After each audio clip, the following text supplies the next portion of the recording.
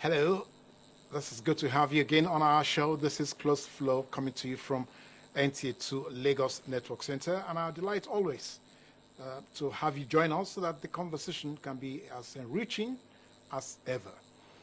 Today again, we are going to be looking at yet another aspect of the story of Nigeria, or the various stories about Nigeria, and maybe even the story of the African continent, and how we are either playing our key roles as global citizens, or we are just approaching the borderlines of how we can break into the big league when it comes to global issues.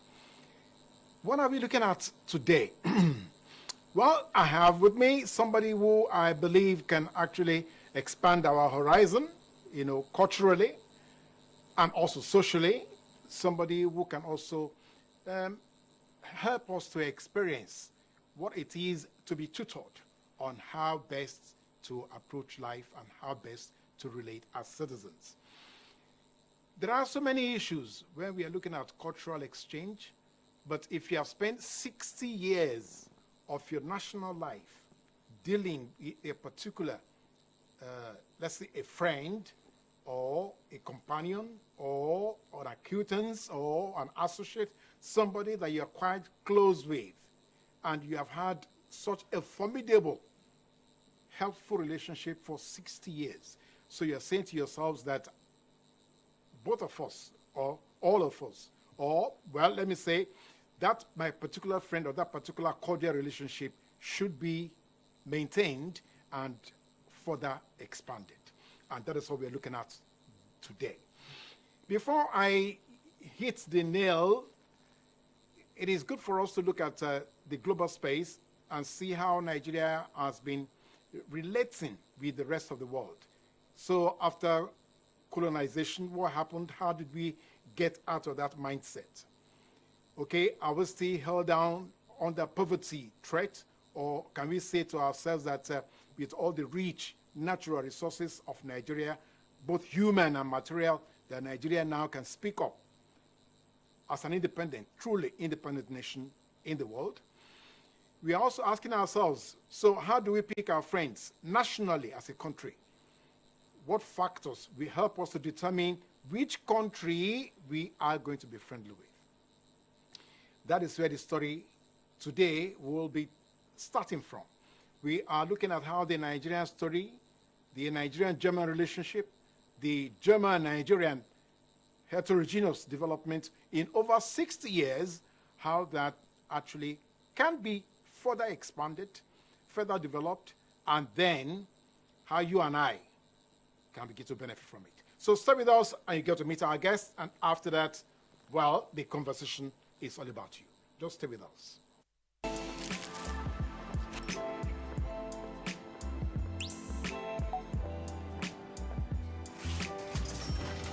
Hey, beautiful. Your eyes, your smile are all begging me to take you home tonight. Now reading page 3. Experience unlimited super-fast internet access from Entel 4G. Entel. Live more.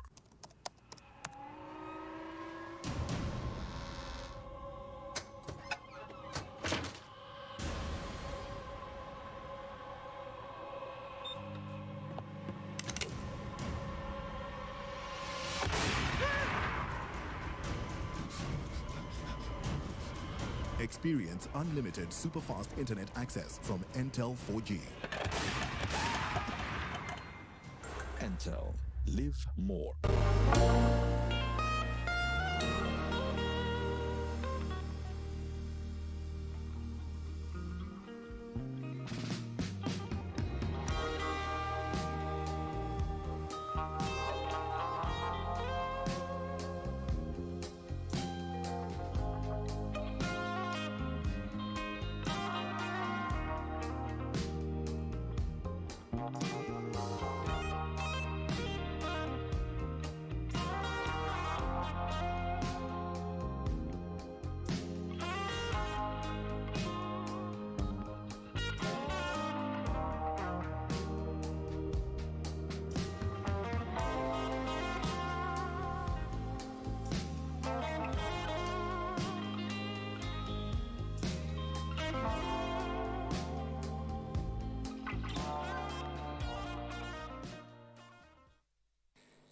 So, on your behalf, my pleasure to welcome the author from Iwalewa, that is Siegert Nadine, onto Close Flow. You're welcome to Close Flow. Thank you so much, sir. Now, Very happy to be here with you today. thank you. Now, how do I get all Nigerians to Iwalewa? Iwalewa, if we can capture that very easily, is that your good essence, your good nature, your good behavior is actually the key to, do you understand that? Yes, I was taught about the concept of Iwalewa when I was still working in Germany at Iwalewahaus. Okay. The name was given actually by Roland Abedun, who is now a teacher at Amherst College in the US, one of the most renowned Yoruba scholars. Yeah. And he has been asked, it was in 1982, that he has been asked what should be the name of this place, and he said it should be Iwalewa, character is beauty. And when we founded our publishing house like 5 years ago, we decided to stay with that name and we called it Iwalewabooks. I just started to learn Yoruba, so my pronunciation is still not perfect, but I'm sure I'm getting there. No, you are just, mother, you are actually there already. Iwalewa is what it is. You have said it, character is beauty. Now, let's look at Germany and Nigeria. It's over 60 years you have been at this. Looking at the broad smile on your face, is it complimentary? Are we enjoying that relationship? Is it cordial? Is it respectful? Or is it under any threat? Thank you for the question. I think I must say, of course, it's not me who has been here 60 years. I'm not that old yet. So with the Goethe-Institut, the German cultural organization, we change directors every 5 to 6 years. So it must have been more than 10 directors who have been working for Goethe-Institut in Nigeria already, because, as you said, it was founded in 1962. Yeah. As far as I know, it was mostly a very cordial relationship. I haven't heard any major challenges. We did some research about this last year when we were turning 60. Last year was our 60th anniversary. Yeah. So we did some research into the history of this relationship. And I must say I found beautiful newspaper articles, beautiful interviews, confirming that Nigeria was also always hosting the Goethe-Institut in a very welcoming manner. And I think 60 years of Unbroken work yes. is showing that it was always a very good relationship. Of course, it must have been different, like in the 1960s, in the 1970s, in the 80s, etc. But we are always trying to adapt also to the cultural climate, to the cultural needs. Also, like we see what we can work together, what we can do together, because our mission is not to import German culture into Nigeria. Our mission is to do cultural exchange, and I think this is the most important aspect of our work. Beautiful. And that is what we are going to look into right now, because one thing I can say about cultural exchange that the Germans and the Nigerians should look at will be the musical space. Now, Germany is like, as it were, a global expert when it comes to musical performances. We can cite many artists who are Germans, who are Germans, and ditto for Nigeria. So why are we not looking at that space?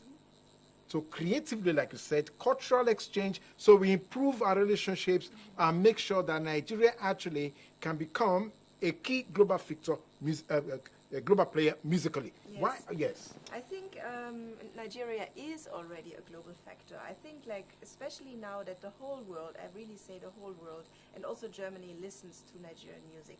Afrobeats is the big thing music-wise. I think you hear that in every German club at the moment, and Yes. sometimes people are not aware that it's Nigerian music, but Afrobeats is the big hot thing in Germany as well. So I think, like, when we look at music, Nigeria is already very strong and also recognized as one of the major music producers worldwide. So what we see as our role in this regard is supporting, on the one hand, of course, travel. So whenever it's possible to support like musicians who want to go to Germany to perform, we as the Goethe-Institut see it as one of our responsibilities to support the visa processes. We are not the ones, of course, giving the visas, yeah. but we look at the partnerships carefully. It happens quite a lot that a musician or an artist is invited by a German institution. There's always this invitation letter, and we are always, if we know this is a beneficiary opportunity, we try to support the artist to travel to Germany. We are also very happy to connect musicians and other artists to German institutions, to German sector players in this field. So for example, there is always like festivals and concert halls who are seeking for input. So whenever there's a relationship already starting or established, we try to further support these connections, definitely. And I'm a big fan of Nigerian music as well. I mean, well, I started listening to Fela Kuti when I was still a student, so it stayed with me. Well, Iwalewa, that's your new name now. So I'll stop calling you Siegert. It's Iwalewa. I'll be calling you now.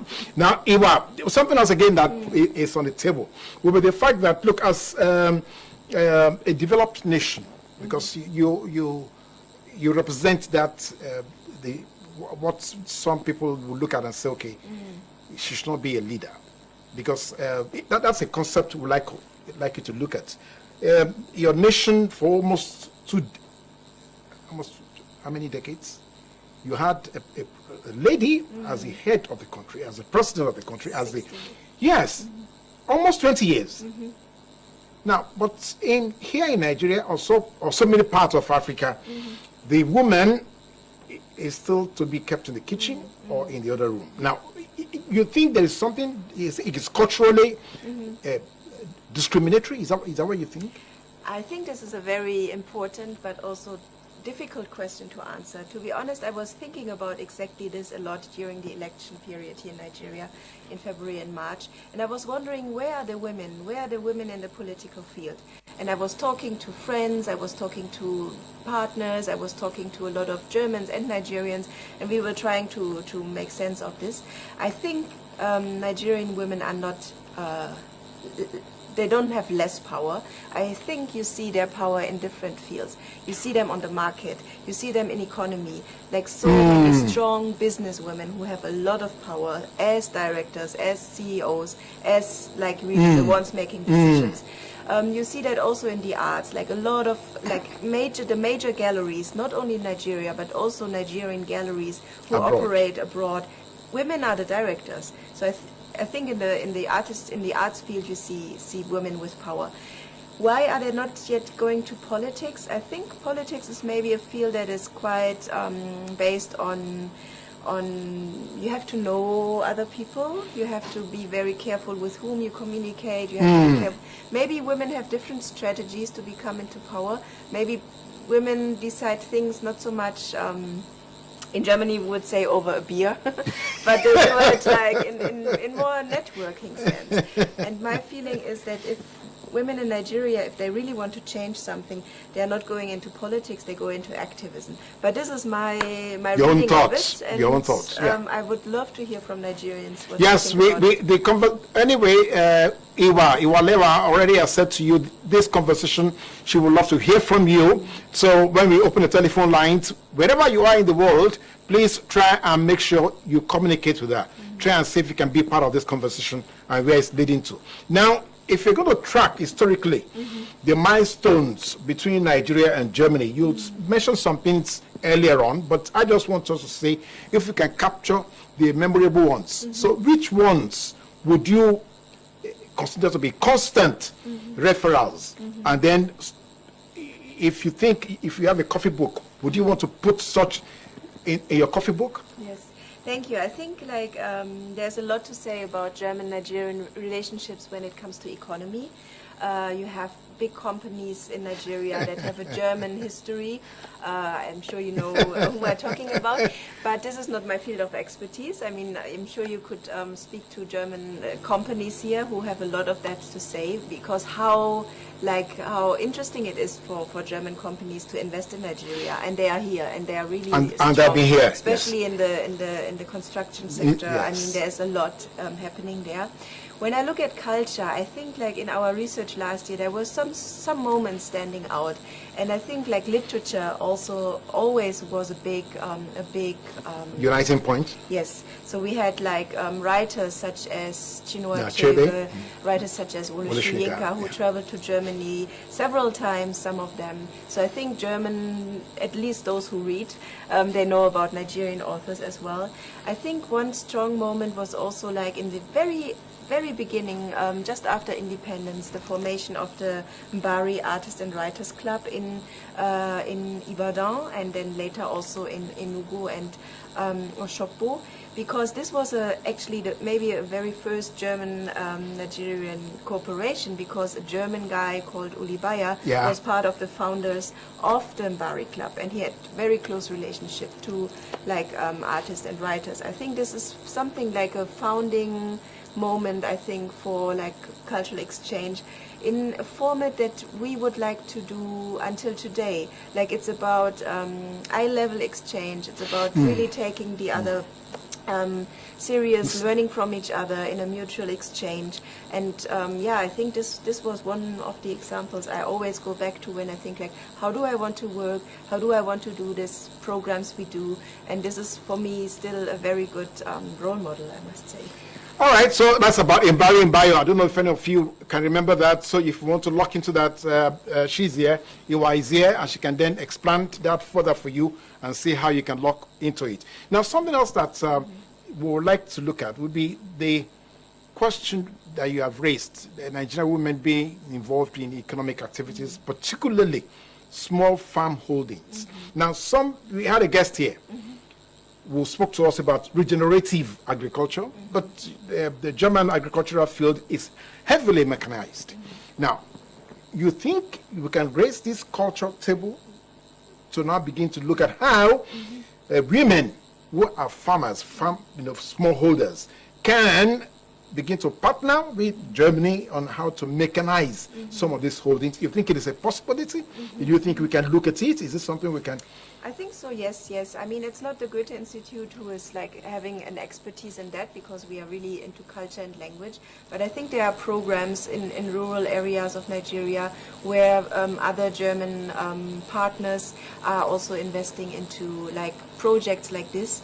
I think as a German, you might expect me to speak also about ecology and sustainability. Yes. I'm happy to do that, because this is something that I think there's also a future for Nigeria in corporations that are looking into agriculture, but also looking at the future of our planet, into climate change. I love to go to a market every Saturday. It's a female run businesses, and I buy my vegetables there. They're all like run Very fresh, by yes. women, companies, small companies who are doing like vegetables, small farms, but also other products, and they are all women-led. Yeah.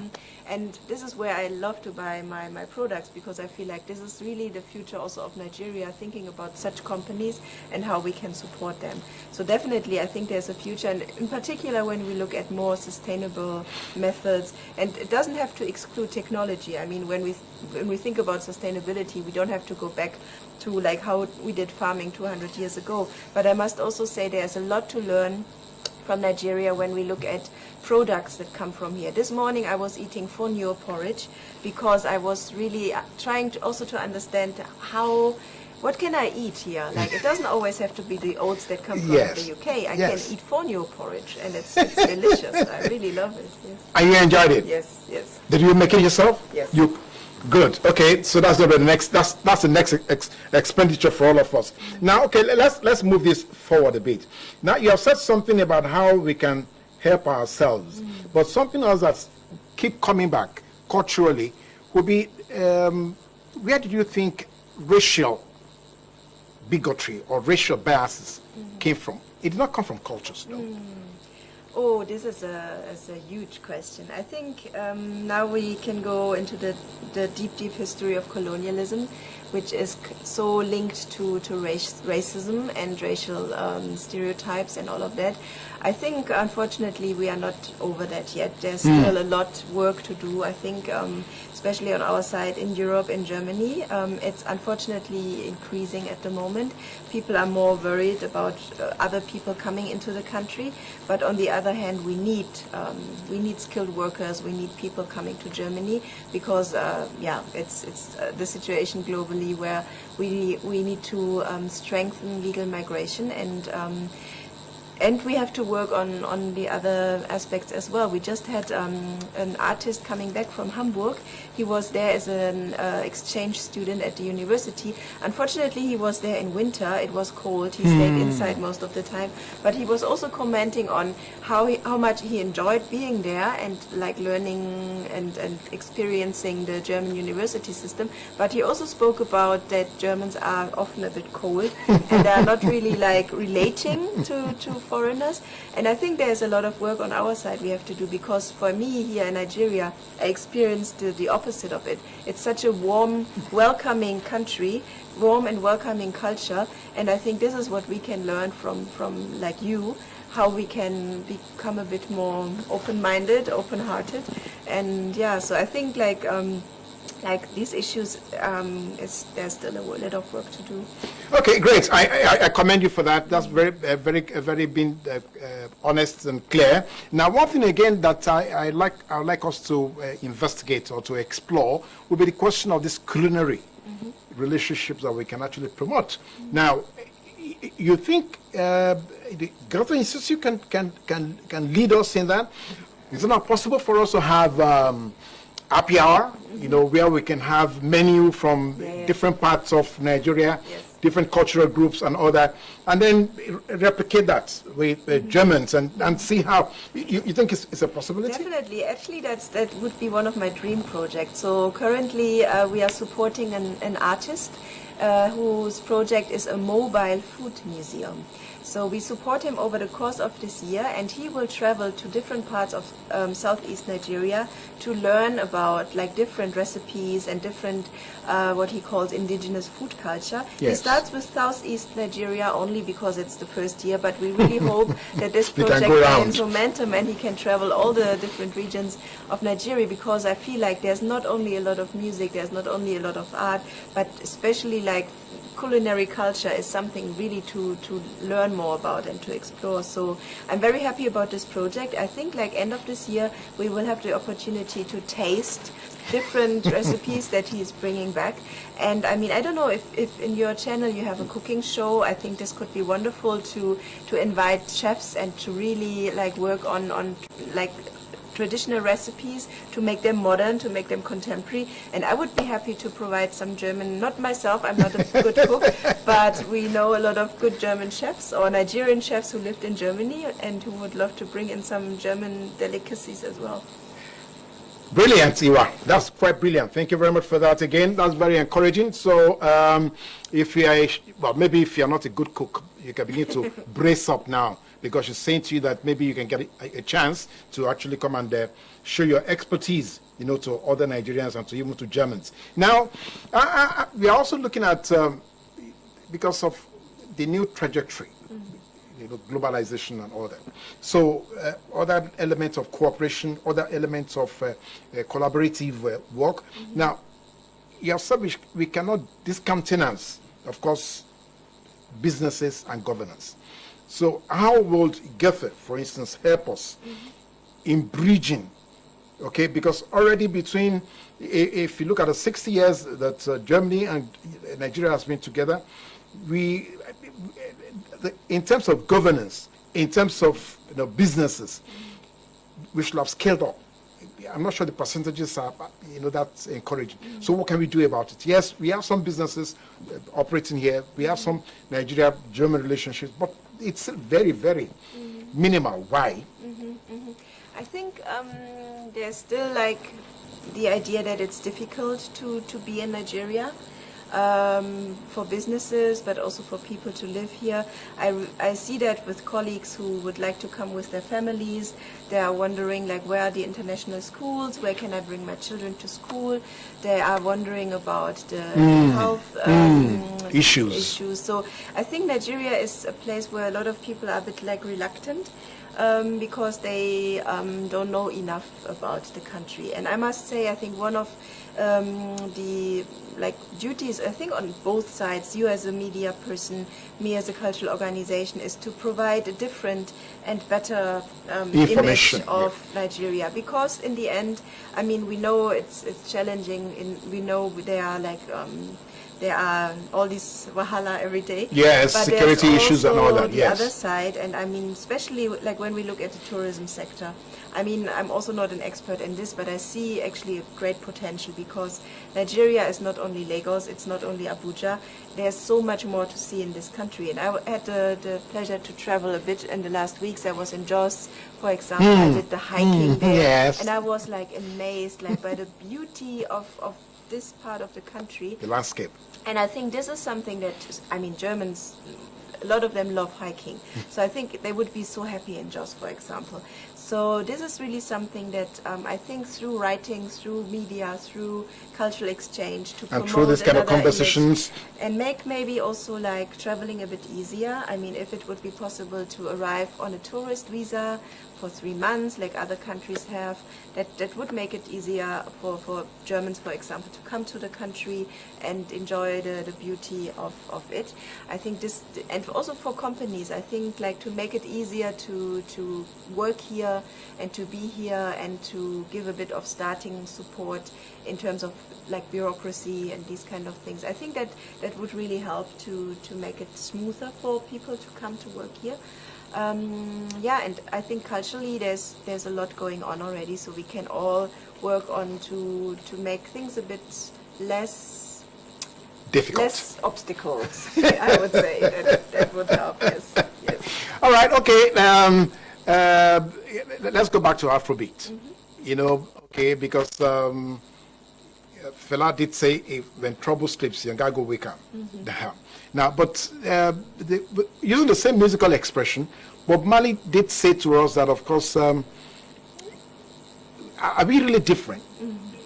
Because if you play the music, you don't know if it's either a white-skinned person or a black-skinned person. And so, is it not possible to use musical expression to bridge all these issues that we are trying to, share with the world? Yes. How you can come to Nigeria, how I can go to Germany, how we can all be open-minded. And you don't think it's possible for us? Definitely, yes. I think culture really helps building bridges, not only through music, but especially through music, because music is something that you don't have to think about. When your body feels like, let me dance, then it's just happening. So it's not something that you have to rationalize and you think about. It's just happening to you, and you either enjoy it or not, but it's something that It comes naturally. And I think there's like a big chance of trying to understand. I think for me, it's always like immersing into another culture means I want to understand it with all my senses, no? Like with music, with food, with the visual, like really looking at art, enjoying art. So I think art has a great potential here. And you also see like often it's the music that comes first when people start to appreciate another culture. So often music is the door opener. Music is really the bridge to make someone like, oh, okay, I can dance to it. Maybe I can also speak that language, or maybe I can also eat that food. Maybe I can travel there. And I think this is really a starting point, definitely. So I can only congratulate Nigeria for their power in really making Nigerian music, and as you also know, like Nigerian film, like so like popular all over the world. Okay, all right, we'll come back to Nollywood when we come back. But before we leave, there is something I need to find out from Iwalewa, and that is the fact that now you said about artifacts. Now, so when we come back, we will look at Nollywood. We'll look at about artifacts. We'll look about museums. We'll look at about Nigerian creative works, and we'll look at what Iwalewa thinks about some of those things and how we can actually rejuvenate how we enjoy all of this. Stay with us. We shall be back. And when we come back, I will give you the telephone lines for you to speak to Iwalewa. We must dilate their eyes. We look for if they have cataract, look at the back of their eyes. They have glaucoma. To do a full workup for them. You will remember that government should actually open their eyes, especially southwest of this place. We're going to be looking deeper than we ever looked in before to ensure that we close all the loopholes. It manifests as physical symptoms. And every edition is an arresting conversation with distinguished Nigerians from various strata of the society, bearing their minds on how we can realize the Nigeria of our dreams.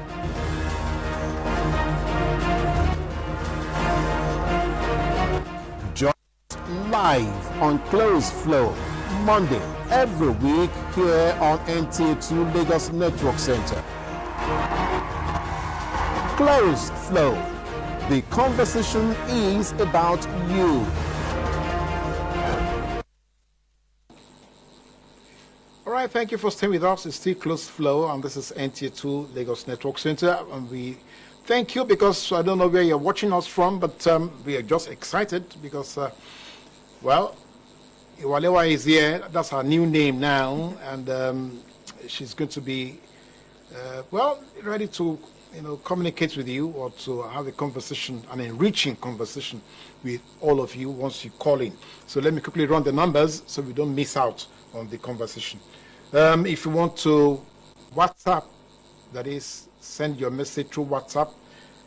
These are the numbers: 080 2038 4130. 080 2038 4130. Send your WhatsApp message. Don't use any other thing, just WhatsApp straight. Go to your WhatsApp platform and send a message. Now, if you don't have data, then you can send your SMS.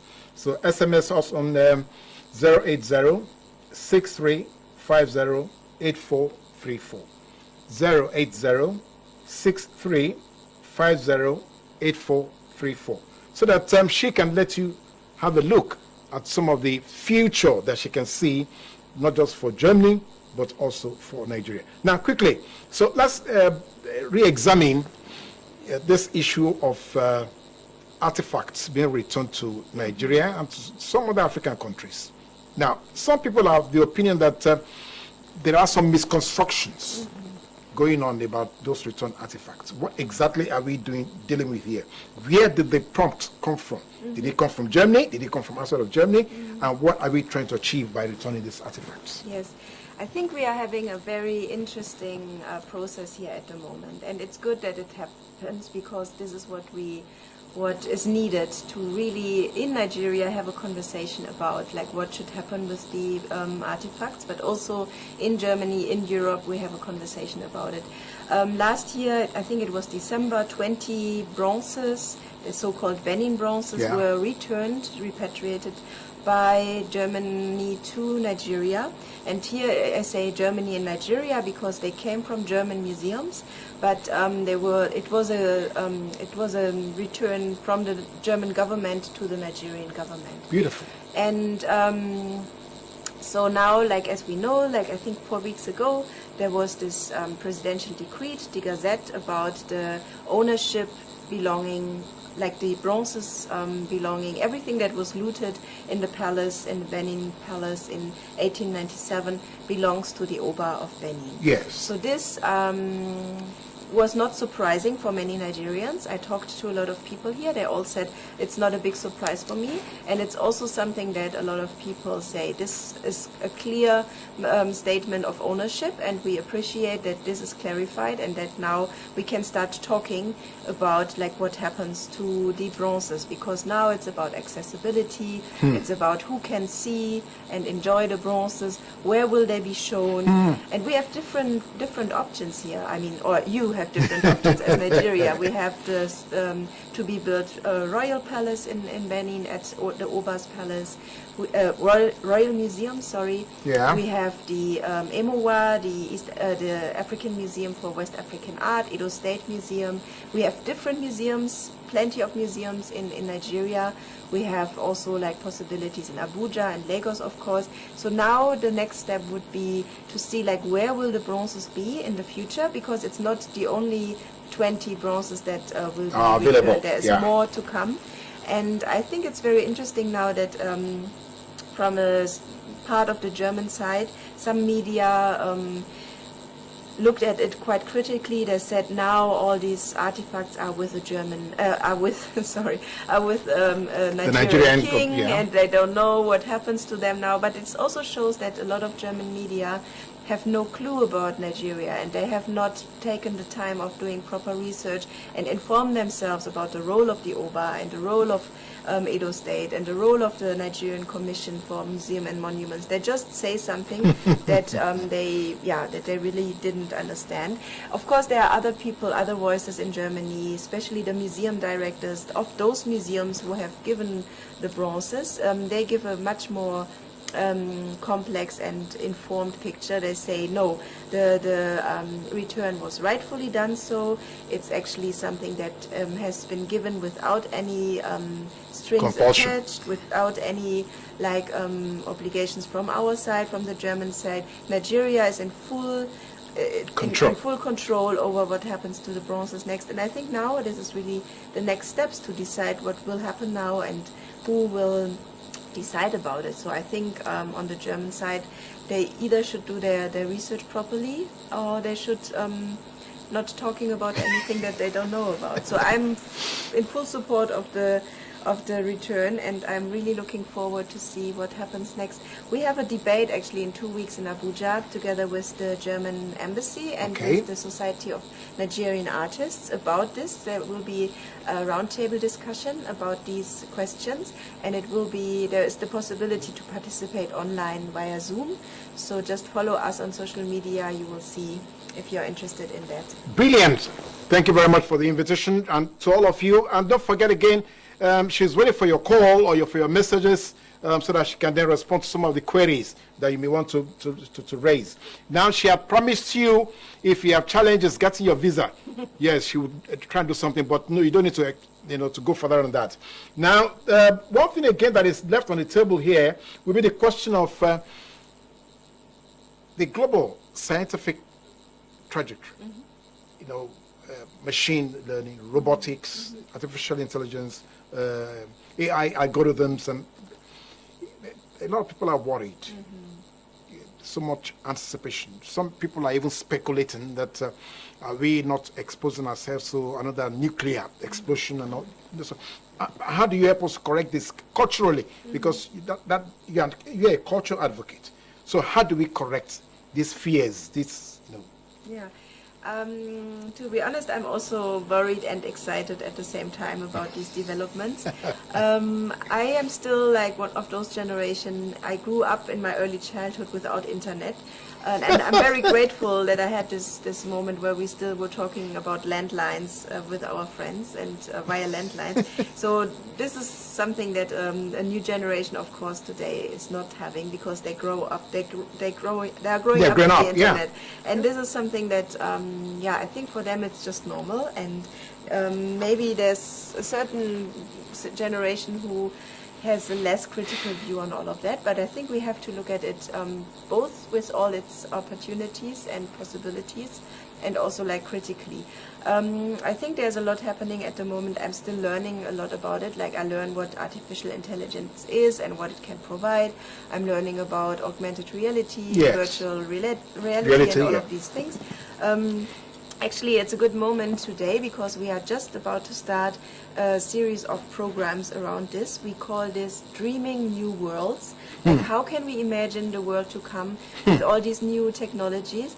And we will look at it from different angles, and we will look, first of all, giving a platform for those who really want to understand what it's actually about. And also secondly, to kind of link art and technology a bit more, because there are a lot of artists nowadays who want to go more digital, who Yeah. want to work with these technologies, but I don't know how it works.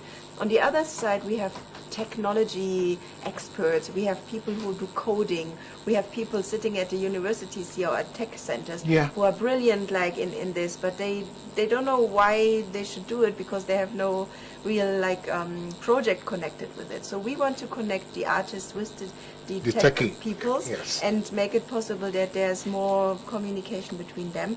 So Dreaming New Worlds, a new program that starts actually next week. It will be combined like panel discussions, films, screenings, but also like people joining us from Germany and other parts of the world. So we try to go as hybrid and digital as possible. But as I say, it's always still like a learning thing, because we learned a lot through the pandemic, but we are still learning. And technology is something that at the end it's also like it's also materiality. No, it has to be produced, it has to be bought, it has to be run, managed. So, yeah. Okay, all right. What the other question that is hanging is just a question of the humanity. That okay, so we have artificial intelligence. How about emotional intelligence? Now, so what are the risks that we are going to either misapply or be missing when those are the issues that we probably want to be looking at as we go into the future. Okay, all right. Now, so let's see how Iwa is going to deal with this. One other issue that is on the table will be the question of fashion. Now, cultural expression, across Africa and Germany and all that. So, do you see us a bridge?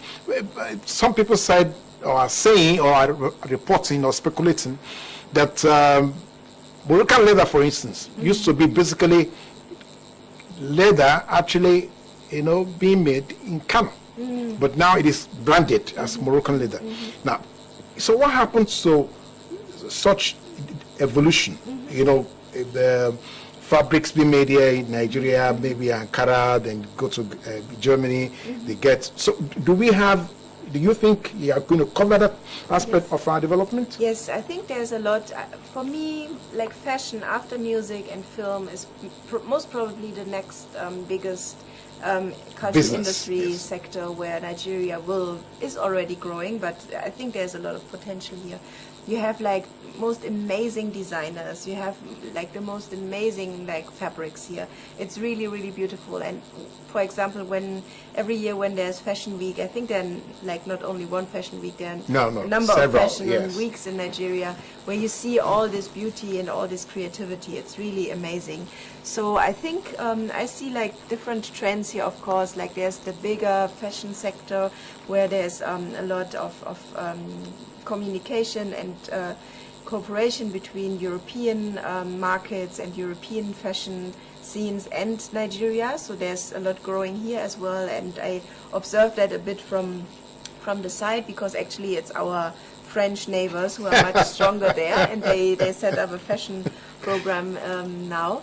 But what we look into is also supporting artists who do like more research in what you mentioned, the history of it. So like for example, like people look into indigo and dyeing. So like recently I've seen a wonderful, actually it connects also to technology, because it was a virtual reality film about the Kano dye pits, and I was so like, it's mind-blowing to see how like this deep blue colored fabrics are produced there. And now you see a lot of young designers in Lagos and other parts of the country that use these fabrics, and they produce beautiful like contemporary attires with it, and it's really, really interesting. I definitely see a potential there as well. Again, we are more interested in the sustainability factor here, looking at how the textile industry can also like become more ecologically friendly, and this is something that we definitely want to look into more in the future. Okay, great. The future is looking very bright with what we are getting from you now, but the limitation would be that these are just cultural expressions until we now translate them into economic activities. Now, but something is clear also on the table. Here we have on record that for Germany. In Africa, Nigeria is the second largest trading partners in sub-Saharan Africa. That is to Germans. Now, so what shouldn't you advocate for Germany to reinvest something in Nigeria if Germany is enjoying such, don't you think we need to reinvest something? Definitely. I think like in this trade relationships, there's like a lot of work to do. As I said before, this is like something that I would leave to the economists and let them talk about this in more detail, because I know mostly about the creative element, sector. yes. So I think there's a lot of potential, and how to make it beneficiary for both sides. It's something that we have to look into in these trade relationships. What I see is that Lagos really plays a role. I just 2 weeks ago I've seen a new survey that looks at the culture and creative industries, and they were comparing a number of cities on the African continent, and Lagos was the second one when it comes to also the cultural sector. So I think there's a huge potential here, and Nigeria can trust their artists and creatives because there is a potential here. And I think on the German side we have to also trust that this is something that we should explore more, like not only the more like in the construction sector or in the IT sector, but also in the cultural sector. There's a lot that we can explore together. All right, Siegert, as part of the cultural sector will be the question of linguistics expertise. Earlier on in the relationship between Nigeria and Germany, we used to have a lot of German schools. But what happened? Yeah, this is, I think, like, unfortunately, or not unfortunately, I think we have two tendencies here. On the one hand, German companies in Nigeria give more jobs to Nigerians and not so much to Germans. So the German schools for the families of the Germans who work in Nigeria were no longer needed. So, like, for example, the one in Lagos closed, and the one in Abuja is also very small. Yeah. So this is one factor, and the other factor is maybe that less Nigerians Germans decide to come with their families. So I think they rather come alone and their families stay back in Germany. So that's why maybe the German schools are not so important anymore. But on the other side, this is also part of our job at the Goethe-Institut.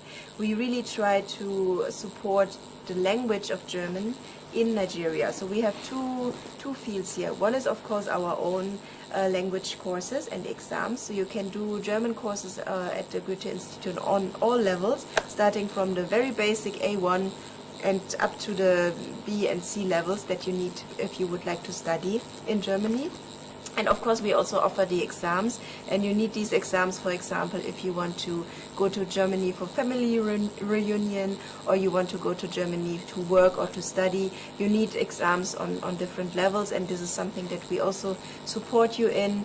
And we will also, like just now, we are starting with a project on preparation for legal migration, so you will get like more input into like information about how to, what you working need to do in Germany, yes. what it means.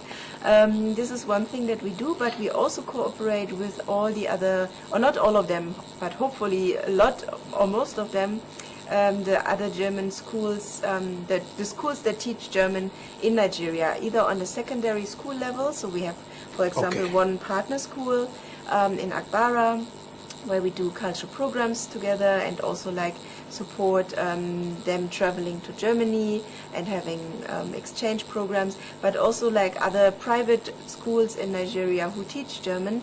They can cooperate with us, and for example, we have another teachers training this July.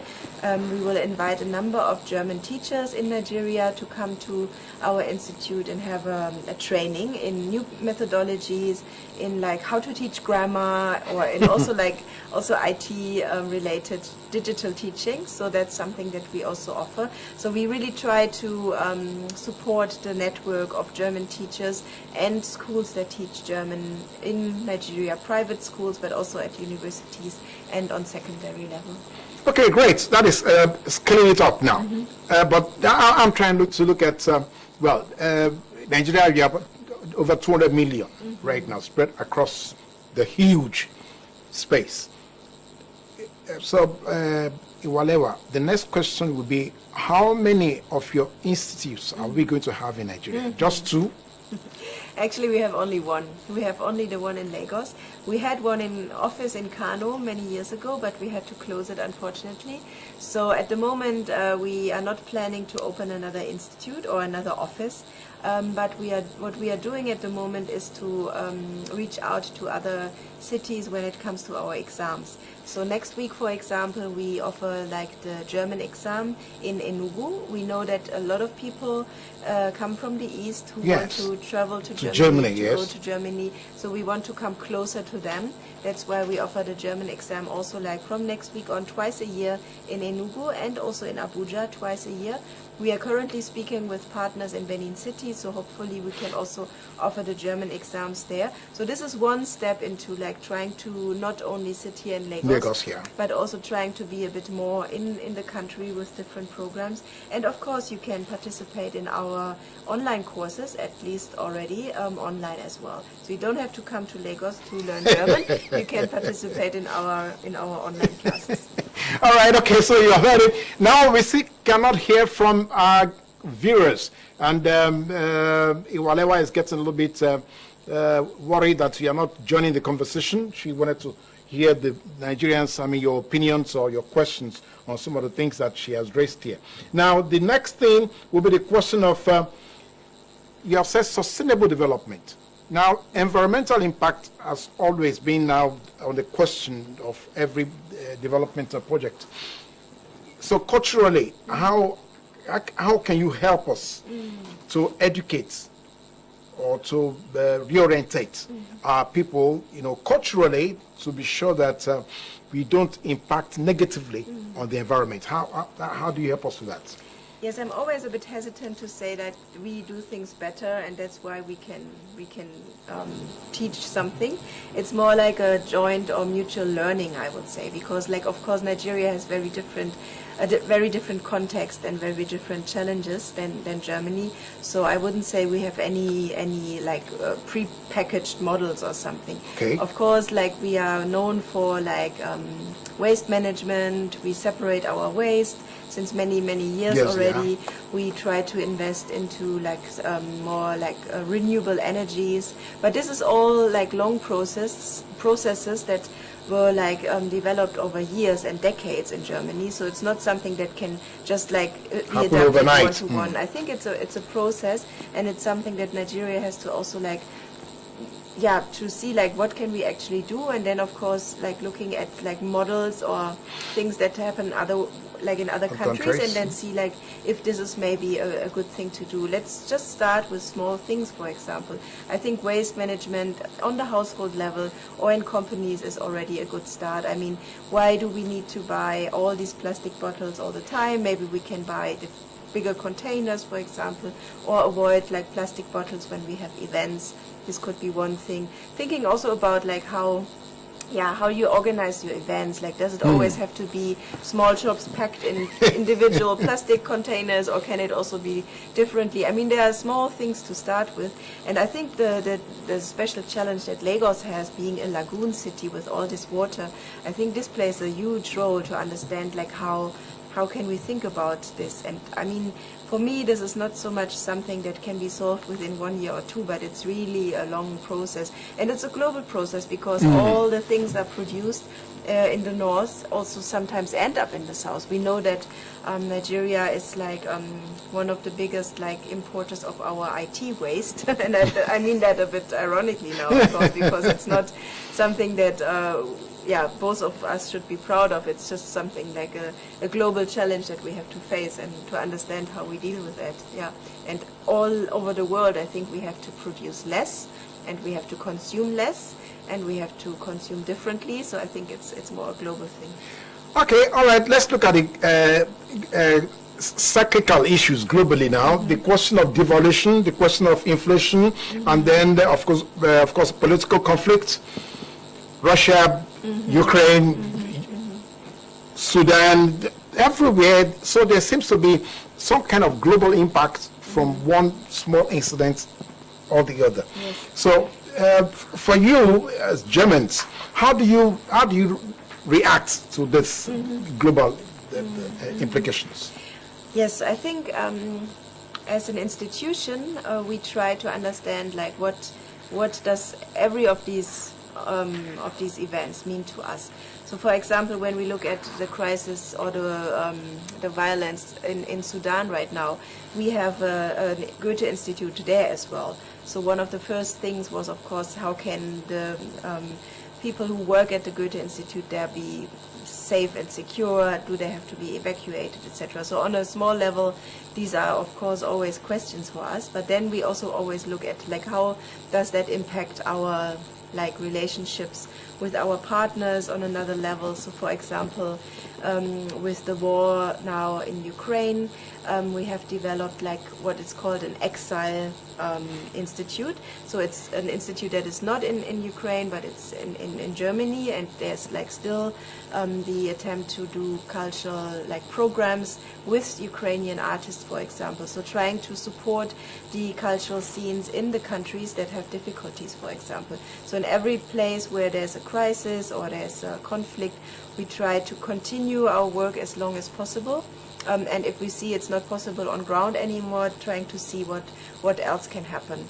So, for example, I know in Nigeria, fortunately, there is like not that level of crisis. But of course, we also try to see like in which parts of the countries is it more difficult, for example, for artists to work. So we try to support, for example, partner organizations in Kaduna, because we feel it's very important that there's also culture in Kaduna. And I mean, I haven't been there, but I've heard so many good things about this beautiful city. Kano, yeah. And we try to support, like, for example, the contemporary dance scene there, because we believe, or the dance company there is really also working on healing and reconciliation. So we believe this is something that we would love to support. So on different levels, always trying to see, like, how can we support, how can we work together, and how can we still stay strong in the time of crisis, yes. Brilliant. That was Dr. Siegert Nadine for you, the director of Goethe-Institut, trying to explain to us how we can synergize even in the face of all the difficulties all over the world. Can we please give her a round of applause from your homes, since you cannot call to her here. Thank you very much. Thank you. All right, so, and that's about it for today on this show. Brilliant the conversation that we enjoyed here about cultural relationships, and I believe all of us can see how we can actually expand the German space in Nigeria and the Nigerian space in Germany. So when you want to do that, then just join the Goethe-Institut online and see how you can be a beneficiary of some of their programs. Well, until next week, it's never over with us on Close Flow. Just go onto all our social media platforms, and then you can then continue the conversation from there. Until then, thank you for watching, and bye for now.